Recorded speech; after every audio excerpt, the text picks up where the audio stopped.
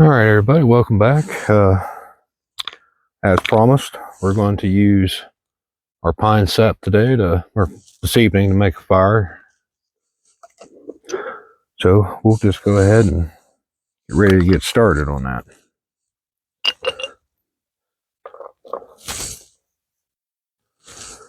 All right. First off, I think I'm just going to get an individual piece of this burning. That way you guys can see what just a chunk like that will actually do for you.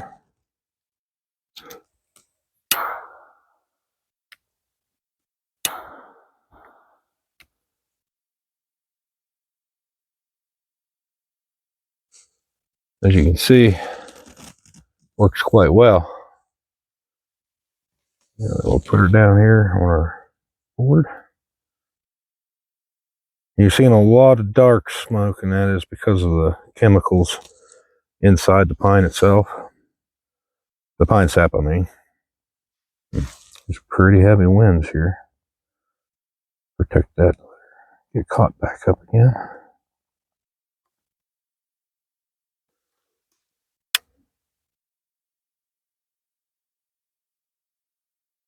Got quite a few minutes that this will burn. Actually, for the sake of not having a overly long video, instead of just watching this one hunk burn up, we will go ahead and get this little fire going. All right, prepared some bundles to get this started. First stage, got some fairly small stuff, twigs, little tiny branches broken up. And you don't need nothing real fancy with this. I mean, if you would like, you can take another stick, make a backstop to help keep from smothering your flame. But you can just kind of let that lay right on top of it. And it won't take it too long. I got these higher up on the branches, the higher the drier. And it's been raining for several days straight here. So most wood I could have gathered on the ground is fairly saturated. But these little guys here will catch and burn quite readily. And that will help us get a fire established.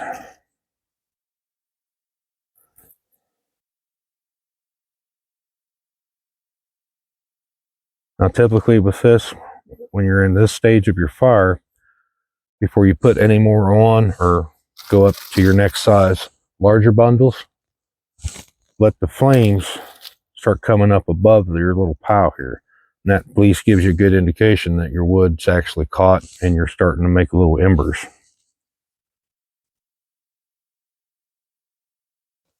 And when you're using damp wood, it's going to be smoky.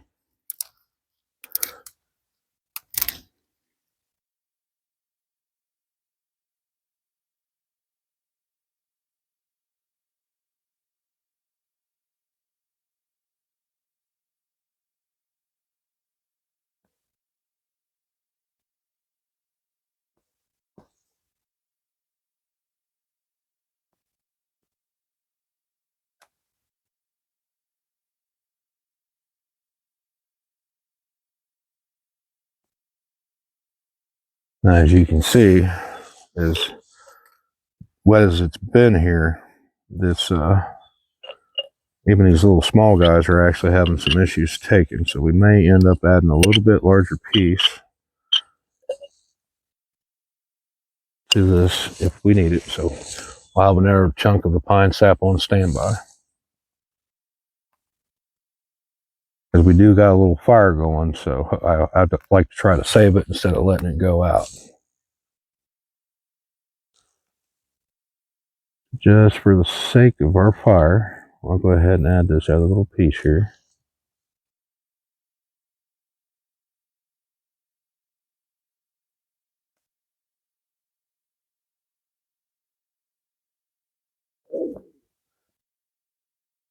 Now, too, also, this stuff, if there's a big ball of the pine sap, you got to watch out, because I guess we didn't need that extra piece after all. She just took off for us. But better safe than sorry. I'm at the luxury of doing this fairly close to the house, near a little burn Well, it's basically two tire rims welded together to make a small wood burn stove, and I added a bit of a flue there to help keep smoke down. So it's basically a little fire pit area.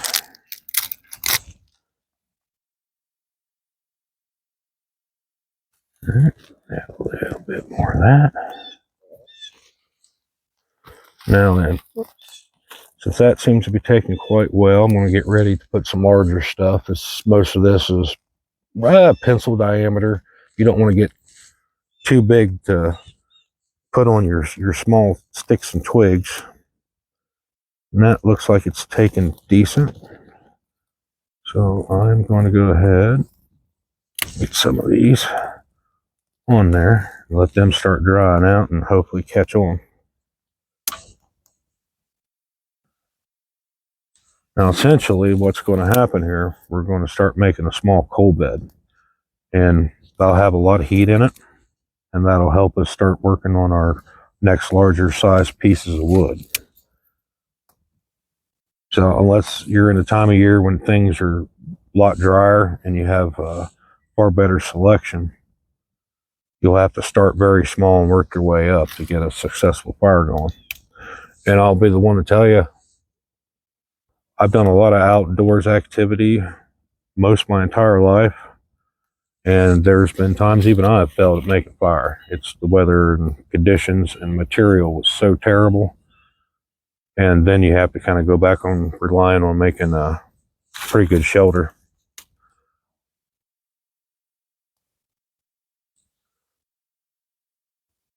The fire likes chaos. You don't have to make these things perfect. I mean, you can always do different fire lay techniques. The log cabin one actually works pretty good. One that's like a teepee works pretty good. But in general, I just usually kind of just make sure I'm not going to smother my tinder, and I'll put it on there. It'll go, because fire likes chaos. Leave open air spaces for it. It'll do just fine.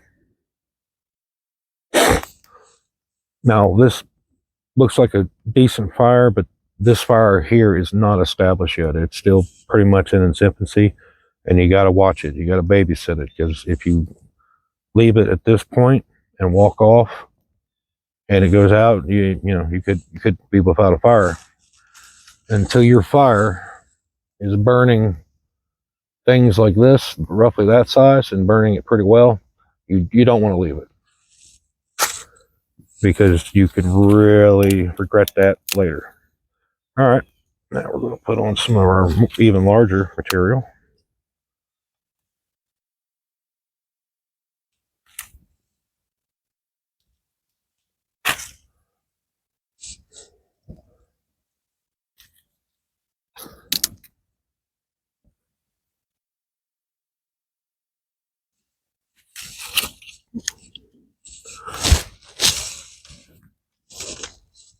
Now, let me move back just a hair.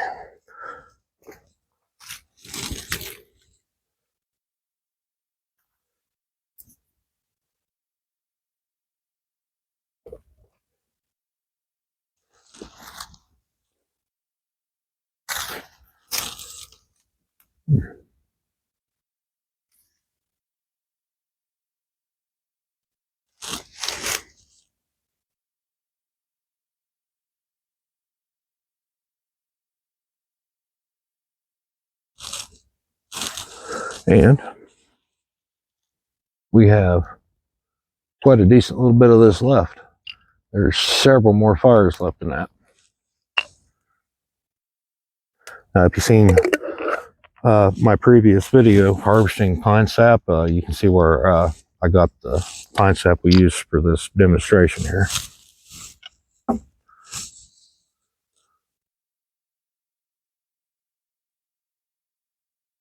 And if you don't have access to a lot of this little stuff, but you see you can get some branches, especially from a pine tree, maybe one that looks like maybe a dead branch on the pine tree.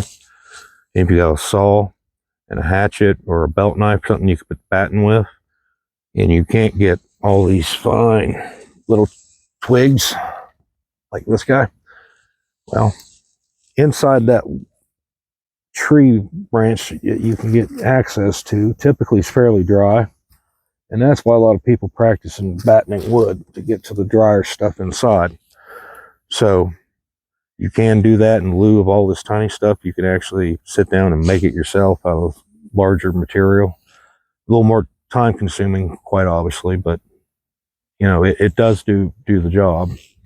And in a pinch, that may be all you're able to do, especially if you've been in an area where it's just been quite wet for a very long time.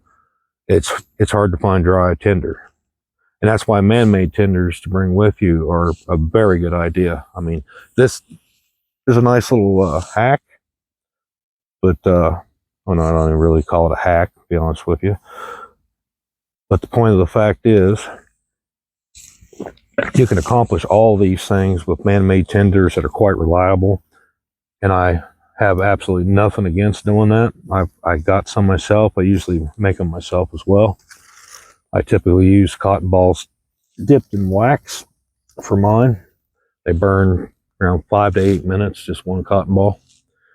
And that's more than enough time to get stubborn material to light for you and catch on, and you'll have yourself a nice little fire. And this guy here is definitely established well enough. I could start putting more larger diameter stuff on it and actually get a full-blown fire going. And obviously we're on the ground, and I used a base. Now, if you can't obviously find sawmill ends to do this with, but you can split say like 2-inch diameter stuff down. You'll have a flat side from your middle split.